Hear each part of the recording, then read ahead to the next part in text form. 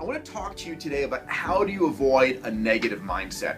Now, you may have heard me speak about this in the whole theme of abundance, that literally 24 hours a day, 7 days a week, you are constantly bombarded by negative information.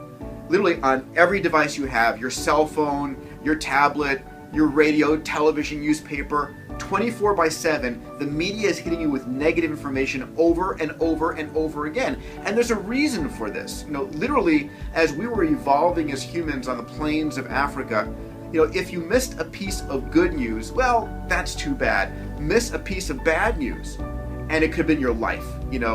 Think about a rustle in the bush. If you thought it was wind, but it was a tiger, you're screwed.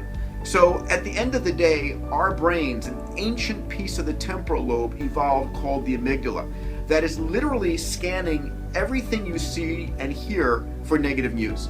And if it hears negative news, it puts you on red alert. You focus on only that piece of negative news. And that's why our media and our politicians use this.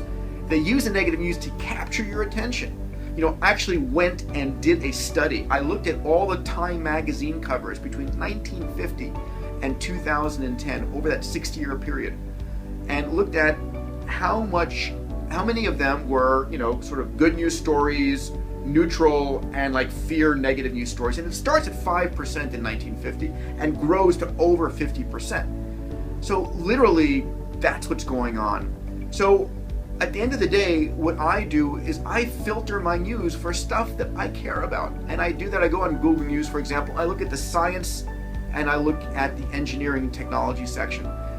I go to websites like singularityhub.com, which looks at all the exponential technologies and those things that are, improving my world, or kurzweilai.net. If there's a piece of negative news out there, you don't have to hear it firsthand. If it's critical, your friends will tell you about it. But you are the environment in which you live. If you're living in an environment of negative news, you're going to have a negative perception. You're going to be thinking about the downside always. So I encourage you, think about the upside. Think about, the positive things going on in the world. They will help you dream, help you think big, and help you do bold things in the world. Thanks. See you next time.